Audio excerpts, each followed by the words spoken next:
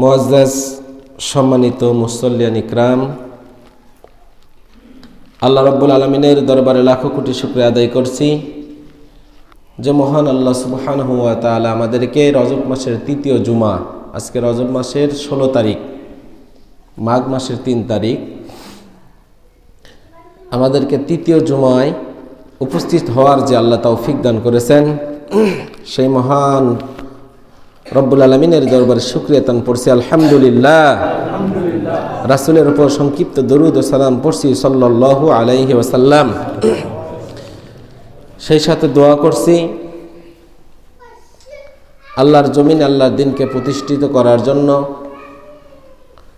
পরিবার, স্ত্রী, পুত্র, মা বাবা, এমনকি নিজের জীবনের মায়া ত্যাগ করে যারা শুধুমাত্র আল্লাহকে রাজি আর খুশি করার উদ্দেশ্যে তার জমিনে তার দিন প্রতিষ্ঠা করার লক্ষ্যে নিজের জীবনের বুকের তাজা রক্ত জমিনে ঢেলে দিলেন, তাদের জন্য দোয়া করি আল্লাহ রাব্বুল আলামিন যেন তাদেরকে শহীদ হিসেবে কবুল করেন এবং জান্নাতের সুউচ্চ মাকাম দান করেন বলে আমিন।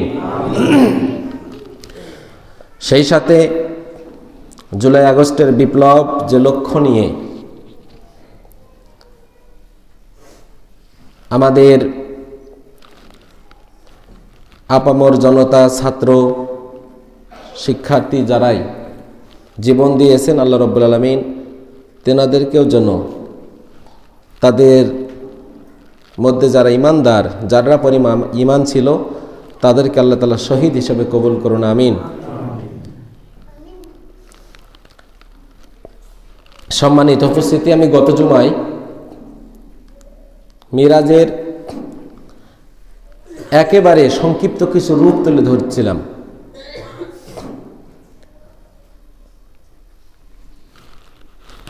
আল্লাহ সুবহানাহু ওয়া তাআলা তার হাবিবকে দুনিয়া থেকে তার কাছে নেওয়ার পরে প্রায় 27 বছর ধরে তাকে কিছু মূলনীতি শিক্ষা দিয়েছেন।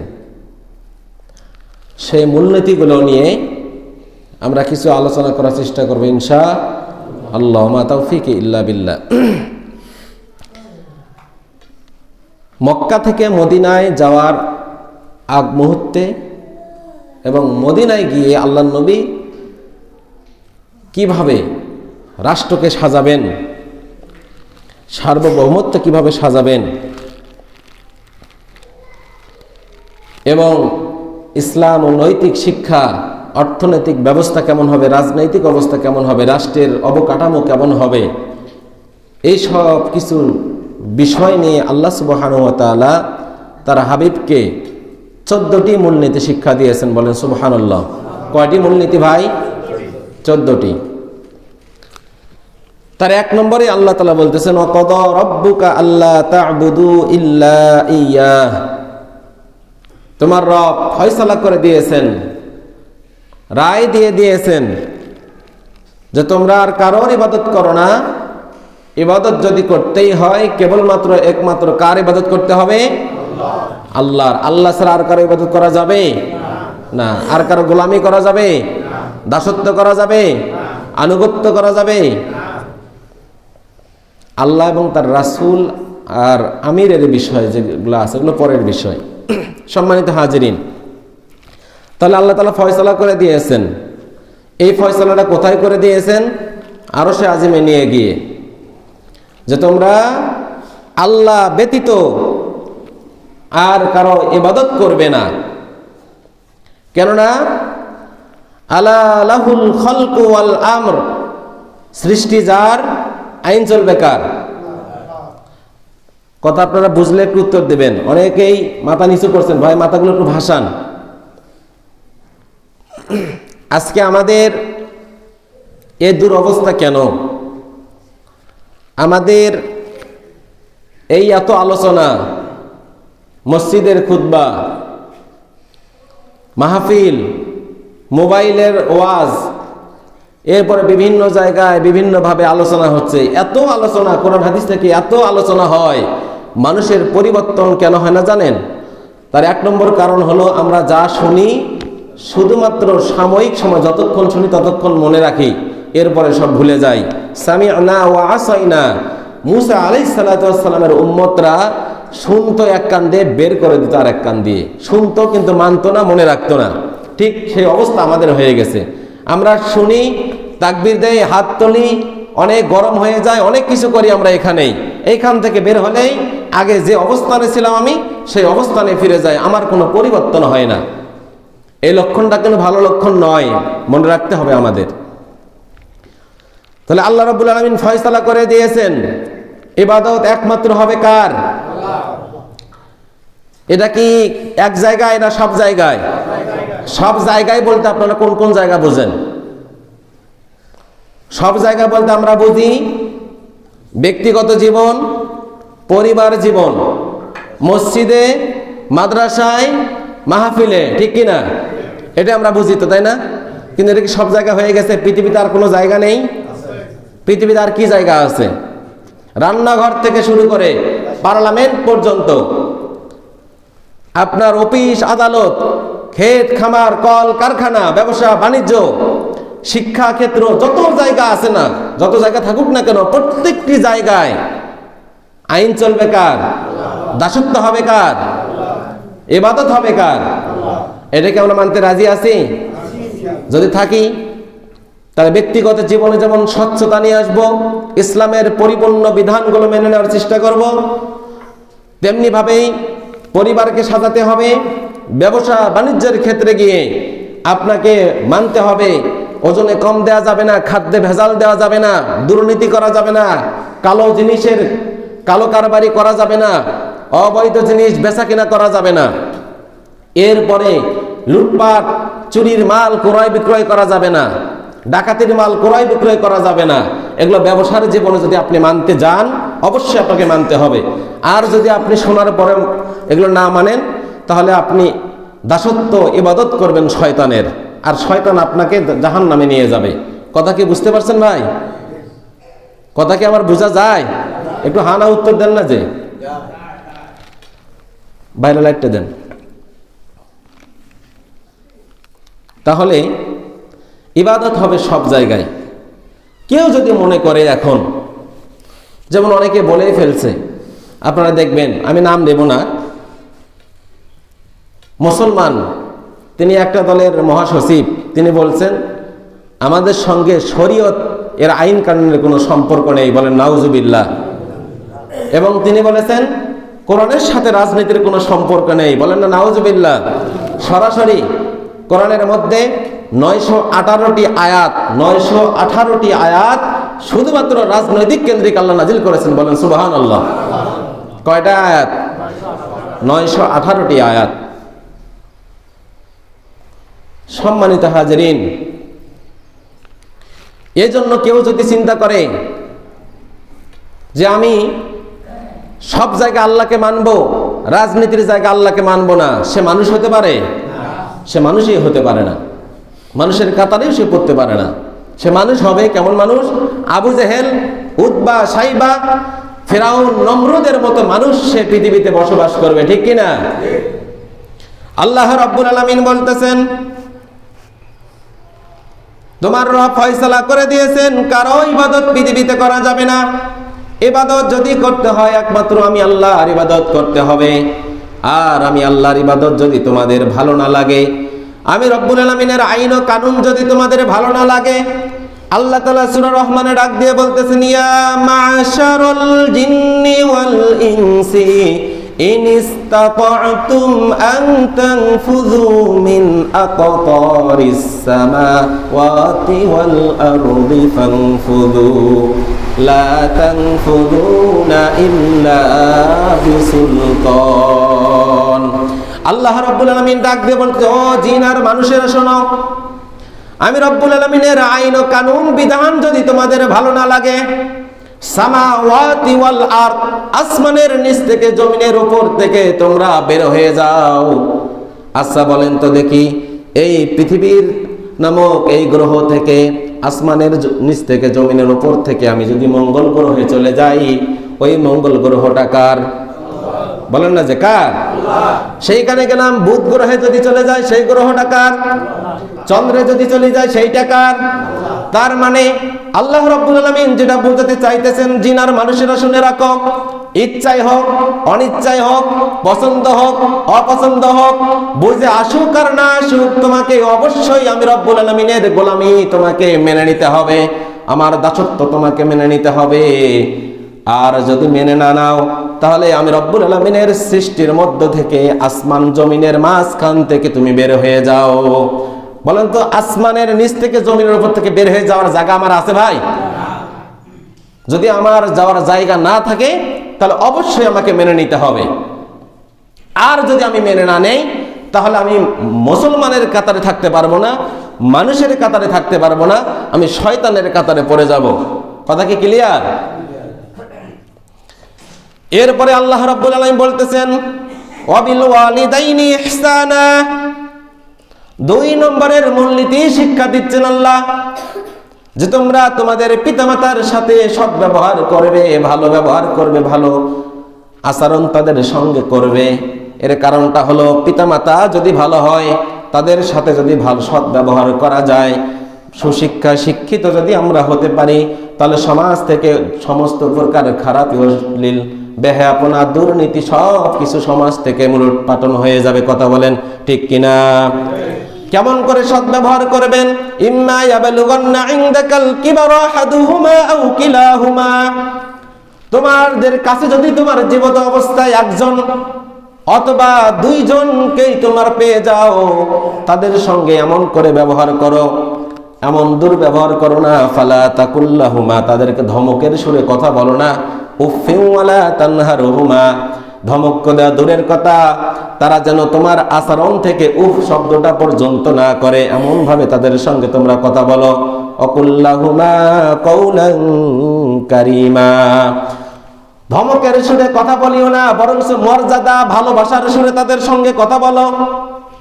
ওয়াকফিদ লাহুমা জানাহায যুল্লি মিনার রাহমাহ, এবং তাদের সঙ্গে কোমলতা সহকারে, নম্রতা সহকারে তোমাদের রহমতের ডানাগুলো, হাতগুলো বিছাই দিয়ে দাও। আর তাদের জন্য দোয়া করো, ওয়াকুর রাব্বির হামহুমা কামা রব্বায়ানি সগীরা। সকলে বলেন রব্বির হামহুমা কামা রব্বায়ানি সগীরা। দোয়া করতে থাকো, হে আমার প্রতিপালক, তাদের প্রতি এমন ভাবে তুমি দয়া করো, রহমত করো, যেমনি করে আমার পিতামাতা দুনিয়ার জীবনে বেঁচে থাকতে আমাকে যেমন শৈশবে মায়া দিয়ে মোহাব্বত দিয়ে ভালোবেসেছিল, আপনি হে আমার প্রতিপালক তাদেরকে কবরের মধ্যে আপনি সেইভাবে তাদেরকে প্রতিপালন করতে থাকুন। বলেন সুবহানাল্লাহ। রব্বুকুম আ'লামু বিমা ফি নুফুসিকুম, তোমাদের রব ভালো করেই জানে তোমাদের মনে কি আছে। অনেকেই আমরা আছি পিতামাতার সঙ্গে মুখে ভালোবাসা থাকলে অন্তরে আরেকটা আমরা বিভিন্ন চিন্তা ফিকির নিয়ে বসে বাসনা করতে থাকি। অনেকে মৃত্যুর সময় পিতামাতার খেদমত করা শুরু করে দেয়, কারণটা হলো সমাজের মানুষ যেন জানতে পারে শেষ বয়সে এসে শেষ সময় পিতামাতাকে ভালো করে দেখেছে, সমাজের মানুষ যাতে ভালোবাসে, সম্পত্তি যেন বেশি করে ছিনিয়ে নেওয়া যায়। এমন বদমাইশ মার্কা লোক সমাজে আছে না নাই?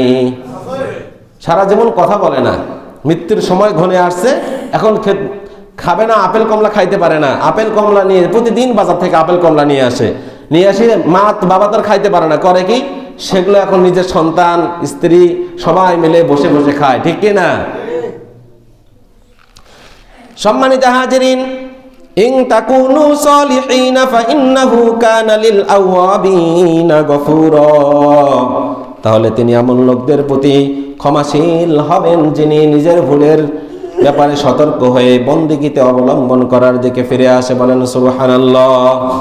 এরপরে 3 নম্বরে মূলনীতি আল্লাহ তাআলা শিক্ষা দিয়েছেন, ওয়া আতিযাল কুরবা হাক্কাহু ওয়াল মাসাকিন ওয়াল মিসকিন ওয়া বিনিস সাবিল ওয়া লা তুবাযযির তাবযীরা। আর 3 নম্বরের মূলনীতি হইতেছে ওয়াতিদাল কুরবা হাক্কাহু, আর তাদেরকে হক ফিরিয়ে দাও। নিজের আত্মীয় স্বজন যারা তোমাদের একনিষ্ঠ ঘনিষ্ঠ আত্মীয় স্বজন আছে তাদের হকগুলো তাদের ফিরিয়ে দাও। ওয়াল মিসকিন, মিসকিনের হক দিয়ে দাও। ওয়াবনিস সাবিল, মুসাফিরদের হক তাদের ফিরিয়ে দাও। ওয়ালা তুবাযযির তাবযীরা, আর তোমরা কি করো না, বাজে কাজে খরচ করো না, বাজে কাজে বিভিন্ন অন্যায় অশ্লীল বেহায়াপনা কাজে তোমাদের অর্থ করি ব্যয় করো না। ইন্নাল মুবাযযিরিনা কানু ইখওয়ানাশ শায়াতিন, কেননা যারা বাজে কাজে ব্যয় করে তারা হলো শয়তানের ভাই। অপচয়কারী কিসের ভাই?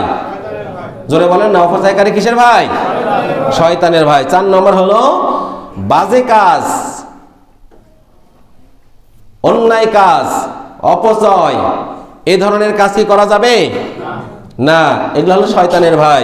ওয়া কানা শাইতানু লিরাব্বিহি কাফুরা, আর শয়তান হইতেছে তোমার রবের বড়ই অকৃতজ্ঞ বান্দা। শয়তান কি ভাই? তোমার রবের বড়ই অকৃতজ্ঞ বান্দা। এই অপচয়ের বিষয় যখন আসলে একটা বলে রাখি, বর্তমানে বিবাহ বাড়িতে সব থেকে বেশি অপচয় হয় কোথায়? একটা বিবাহ বাড়িতে যত পরিমাণ খাবার নষ্ট হয়ে যায়, ওই খাবারগুলো যদি একত্রিত করা হইতো, আমার মনে হয় আরো 300-400 মানুষের খাবার বিলি বন্টন করা যেত। কথা বলেন ঠিক কিনা? বিশেষ করে আধুনিক জামানার যুবক যুবতীরা, তাদেরকে 1 প্লেট যদি খাবার দেওয়া হয়, তারা চিন্তা করে আশেপাশের মানুষজন দেখলে কি বলবে, যে আমি 1 প্লেট পূর্ণ খাবার খেয়ে ফেলেছি, এই জন্য তারা সেটা খায় না, করে কি অল্প একটু খেয়ে বাকি আধা প্লেট খাবারটা নষ্ট করে ফেলায় দেয়। কথা বলেন ঠিক কিনা? আপনারা কি খেয়াল করছেন কখনো? আবার অনেক বিয়ে বাড়িতে আছে যে বাড়িতে গিয়ে গোস্তের ডিক্স দেওয়া হয়, ভাতের ডিক্স নিয়ে এসে দেওয়া হয়, সব কিছু দেওয়া হয়, বেছে বেছে সেটা খাবার সেটা তুলে নেয়, বাকিগুলো ফেলাই দিতে হয়, সেটা নাকি চলে না। এটা হলো শয়তানের 1 নম্বর ভাই। শয়তান নম্বর কয় নম্বর ভাই? এর খালাতো না, মামাতো না, জোড়া দেওয়া না, একবারে শয়তানের নিজের ভাই এইটা। আর যে আয়োজনটা এইভাবে করেছে, সে হলো শয়তানের খালাতো ভাই। তোমার কি দরকার পড়ছে ওইভাবে তোমার আয়োজনটা করার? ইসলামের শিক্ষায় যদি শিক্ষিত হতে পারত, ইসলামের জ্ঞান যদি তার ভিতরে থাকতো, ইসলামের অনুভূতি যদি তার ভিতরে থাকতো, তাহলে কখনো সে খাবার নষ্টের পক্ষে এ ধরনের আয়োজন করা থেকে বিরত থাকতো। কথা বলেন ঠিক কিনা? পাশের বাড়ির মানুষ খাবার পায় না, তার খোঁজ খবর নেই, ঢোল পিটায়া কোটি কোটি টাকা খরচ করে, লাখ লাখ টাকা খরচ করে বিবাহ দিচ্ছে। আবার অনেক সময় দেখা যায় বিবাহ বাড়িগুলোতে ছেলের যৌতুক নিয়ে আসা হয় একেবারেই মোটামুটি 4 লাখ, 5 লাখ, 7 লাখ টাকা, ঠিক কিনা? কেন দেয় 7 লাখ টাকা জানেন? 7 লাখ টাকা দেওয়ার পিছনে কারণ হলো মনে মনে নিয়াত করে, মেয়ের বাবা যদি কোনোদিন ছেড়ে দেয়, যদি না করে খায়, যদি তালাক দেয়, তাহলে যেন 7 লাখ টাকা নিয়ে আমার মেয়েটা পরবর্তীতে জীবনটা ভালো করে কাটাতে পারে। নাউজুবিল্লাহি মিন যালিক। এই নিয়াত যে প্রথমেই করলো, ওই সমস্ত মেয়েগুলো দেখবেন এক সময় গিয়া সংসার টেকে না, সংসার ভেঙে যায়। আরে 7 লাখ টাকা মোহর করছে, ছেলের তো চিন্তা আছে মাথায় যে এত টাকা মোহর করলে দিতে হবে না টাকাটা। আবার আর একটা ঘটনা বর্তমান সমাজে ঘটতেছে, শুনবেন। সেই ঘটনাটা হলো, কোনো ছেলে যদি মোহরের টাকা সম্পূর্ণ বুঝে দিতে চায়, তাকে দিয়ে অধিকাংশ পরিবার বিবাহ দিতে চাচ্ছে না। এখন তারা ভাবে মোহরের টাকা যে আগেই বুঝে দেয়, তাহলে করে খাবে কি খাবে না, তাদের ভিতরে একটা ভয় ঢুকে গেছে। নাউজুবিল্লাহ। সম্মানিত হাজিরিন, যাই হোক, বিবাহ বাড়িতে খাবার অপচয় থেকে, শুধু বিবাহ বাড়ি না, সমস্ত জায়গা থেকে অপচয় থেকে আমাদেরকে ফিরে আসতে হবে।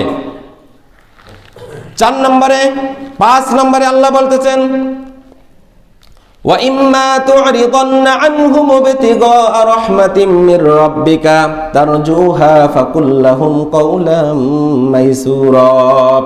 যদি তাদের থেকে মুখ ফিরে নেয়, তাদের থেকে বলতে আত্মীয় স্বজন, মিসকিন, মুসাফির, তো তাদের থেকে যদি মুখ ফিরিয়ে নিতেই হয় তোমাকে, তাহলে তাদের প্রতি তুমি আল্লাহর রহমত সন্তোষ সন্ধান করতে থাকো। ফাকুল্লাহুম কাওলাম মাইসুরা, এবং তাদের সাথে নরম ভাবে জবাব দিয়ে দাও। কেউ কিছু আপনার কাছে চাইছে, হক দিতে পারলেন না, তাকে রাগারাগি নয়, মারামারি কাটাকাটি নয়, তার সঙ্গে বসেন, বসার পরে মিউচুয়াল আন্ডারস্ট্যান্ডিং এ বসে যান যে ভাই বা অমুক, আমি আপনার সাথে এই বিষয়টা দেওয়ার ইচ্ছা আছে আমার, ঠিকই আপনার হকটা ফিরে দেওয়ার খুবই তীব্র ইচ্ছা আমার ভিতরে, কিন্তু আমার সে সামর্থ্যটা বর্তমানে নেই। আমি চেষ্টায় আছি, একটু শান্ত থাকেন, ধৈর্য ধরেন, আমি চেষ্টায় আছি, আপনার হকটা আপনাকে ফিরে দিব। আর যে ফিরে দিতে না পারেন, তাহলে নরম ভাষায় তার কাছে ক্ষমা চেয়ে নেবেন। পারবেন?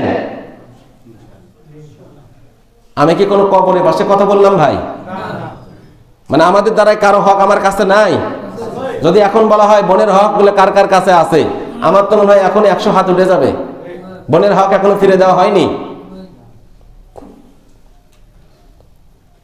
বোনের বিবাহ হয়েছে, আমার বাবা মারা যাওয়া আজকে প্রায় 20 বছর হয়ে গেল। 20 বছর থেকে আমি আবাদ করে খাচ্ছি বোনের জমিটা, কেন ফিরে দিলাম না? আপনি তো আপনার বোনের হক নষ্ট করেছেন। বোনের হক যতদিন ফিরে দিবেন না, মনে মনে ভাবতেছেন আর কিছুদিন যাক, যে জমির দাম আসছে তাদেরকে একদিন দাওয়াত করে খিলাইয়া 1 লাখ করে করে দিয়ে পরিশোধ করে দেব, তাতে মন খারাপ হয়, হোক খুশি থাকে থাক। এই যদি নিয়ত করে থাকেন ভাই, আমল সব ডিলেট হয়ে যাবে। কাল কিয়ামতের দিনে গিয়ে সেদিন দেখতে পাবেন আমল নামা শুধু সাদা কাগজ পড়ে আছে। আল্লাহকে বলবে, রব্বুল আলামিন আমি তো অনেক আমল করেছি, যাকাত দিয়েছি, হজ করেছি, রোজা করেছি, দান সাদকা করেছি, নামাজ পড়েছি, তাহাজ্জুদ পড়েছি, তাসবিহ পড়েছি, কালেমা খতম করেছি, ইউনুস খতম করেছি, এরপরে যত ধরনের আমল হয় সব আমি করেছি, মিথ্যা কথা বলে নাই, সত্যের পথে ছিলাম, আজকে আমার আমল নামা সাদা কেন? আল্লাহ বলবেন, তুমি তো তোমার বোনের হক, ফুবুর হক, ভাইয়ের হক নষ্ট করে রেখে দিয়েছিলে, তাদের হক তো ফিরে দাও নাই, এই জন্য আজকে তোমার আমলটা সাদা পড়ে আছে। নাউযুবিল্লাহি মিন যালিক। সম্মানিত হাজিরিন, আর মানুষের নেশার হয়ে গেছে এটা। মানুষ এখন মনে করে আমি যদি কারো হক আমার কাছে আটকায় রাখতে পারি তাহলে আমি বাপের বেটা। এটা মনে করে কি না? আমি কেন মানুষের থেকে পাবো? আমার থেকে মানুষ পাবে। আমি মানুষের থেকে হাজার হাজার টাকা ঋণ করে রাখবো, মানুষ আমার থেকে চাবে, আমি মানুষকে দিয়ে রাখতে পারবো না। এরকম একটা নেশারে পরিণত হয়ে গেছি। এটা মানুষ নামের জঘন্য শয়তান। কথা বলেন ঠিক কিনা? কথাগুলো কি মন খারাপ হয় আপনাদের? কিচ্ছু করার নাই ভাই। এই দেখেন, এখান থেকে বলতেছি, যদি আমার নিজের কথা হইতো তাহলে তো আমাকে এই মসজিদ থেকে বের হতে দিতেন না আপনারা, ঠিক কিনা? এরপরে আল্লাহ তাআলা বলতেছেন, ওয়ালা তাজআল ইয়াদাকা মাগলুলাতান ইলা উনুকিকা ওয়ালা তাবসুতুহা কুল্লাল বাসতি ফাতাকউদুহা মালুমান মাহসুরা ইন্না রাব্বাকা ইয়াবসুতুর রিজকা লিমান ইয়াশাউ ওয়া ইয়াকদির ইন্নাহু কানা বিইবাদিহি খাবীরাম বাসীরা। এরপরে আল্লাহ তাআলা 6 নম্বরে মূলনীতিতে গিয়ে বললেন যে তোমাদের হাতগুলো গলায় বেঁধে রেখো না। গলায় বেঁধে রাখার হলো রূপক অর্থে ব্যবহার করছেন আল্লাহ। হাতগুলো গলায় বেঁধে রেখো না মানে একেবারে কৃপণ সাজিয়ে যেও না, আবার এমন ভাবে খুলেও দিও না। দান করতে করতে, ধার দিতে দিতে নিজে ফকির হয়ে গেছে। বাজারে মনে করেন বা যে কোনো ভাবে হোক, মানুষকে ধার দিতে দিতে এমন হয়ে গেছে, এখন নিজে সংসার চলবে কি দিয়ে, বাকি একটা মাস চলবে খাবে কি, এইরকম টাকা পয়সা নিজের কাছে রাখে নাই। এইরকমটা হওয়া আল্লাহ নিষেধ করছেন। আবার একবারে হাত কোটি কোটি টাকা পকেটে নিয়ে ঘুরে বেড়ায়। মানুষ তার কাছে সহযোগিতা চাইলে, ধার চাইলে, কোনোভাবে যে কোনো মূল্যে একটু তার থেকে হেল্প চাইলে সে সাহায্য সহযোগিতাও করে না। এটা আল্লাহ নিষেধ করেছেন। মধ্যম পন্থা অবলম্বন করার কথা আল্লাহ বলেছেন। বলেন সুবহানাল্লাহ। নিজের প্রয়োজন মিটাবেন, নিজের প্রয়োজন মেটানোর পরে অবশিষ্ট থেকে আপনি দান সাদকা করবেন, মানুষকে হেল্প করবেন। যদি হেল্প করতে না পারা যায় বলবেন, ভাই আমি বলতেছি ভাই আপনার কাছে টাকা আছে, বলে টাকা নাই, অথচ তার কাছে টাকা আছে। আপনি মিথ্যা কথা বললেন কেন? আপনি যেটাও বলতে পারতেন, ভাই আমার কাছে টাকা আছে কিন্তু আসলে দেওয়ার মতো টাকা আমার কাছে নাই, যা আছে প্রয়োজনীয় টাকা আছে, ঠিক কিনা? আপনার কাছে 3000 টাকা আছে, আপনার দরকার। এখন একজন বলতেছে ভাই আমাকে 2000 টাকা দেন, আপনি বলতেছেন আমার কাছে টাকা নাই। এটা না বলে যদি আমরা বলতাম যে ভাই 3000 টাকা আমার কাছে আছে কিন্তু এটা প্রয়োজনীয় টাকা আমার কাছে আছে, আপনাকে দিতে পারলাম না, জন্য দুঃখিত, লোকটা খুশি হবে কি হবে না? সম্মানিত হাজিরিন, আবার যারা ধার নেয়, ভাই এদিকে খেয়াল করেন, কথা বলিয়েন না। আবার যারা ধার নেয় এদের তো অবস্থা আরো খারাপ। একবার যদি একটা লোকের থেকে ধার নিতে পারে আর দেওয়ার কোনো কি থাকে না, চিন্তাও তার ভিতরে থাকে না। বলে ভাই তুমি যে আমার থেকে টাকাটা নিছো, টাকাটা দেও না কেন? বলে কি যে ভাই দিব। এবং ঘুরাতে ঘুরাতে এই পাওনাদার একদিন রাগ করে বলে, আজকে না দিলে কিয়ামতের দিন তোমার থেকে নেব। এই এখন যে টাকা ধার সে বলে কি যাক লম্বা ডেট পাওয়া গেছে, বলেন নাউজুবিল্লাহ, ঠিক কি না? লম্বা ডেট পাইছেন। এই জন্য সমাজ থেকে ধার দেওয়া উঠে গেছে, এই জন্য সুদের প্রবণতা বেশি হয়ে গেছে। যদি সঠিক টাইমে টাকা লেনা দেনা হতো, সুদ নামক অভিশাপ সমাজে চেপে বসতে পারতো না। কথা বলেন ঠিক কি না?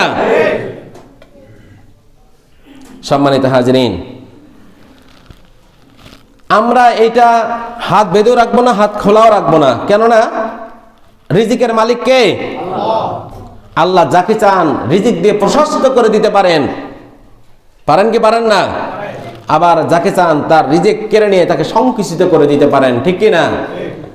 রিজিক দিয়ে মানুষের টাকা পয়সা থাকলেই শুধু সে সুখী নয়, তার থেকে কেড়ে নিয়ে অপমান লাঞ্ছিত করতে পারেন। 5 আগস্টের পরে বুঝতে পারছেন কিনা আপনারা? অনেক বড় কোটি কোটি টাকার মালিক আমাদের পীরগঞ্জের একজন সাবেক স্বৈরাচার প্রধানমন্ত্রীর একান্ত সচিব ছিল বুলবুল জাফরপাড়ার।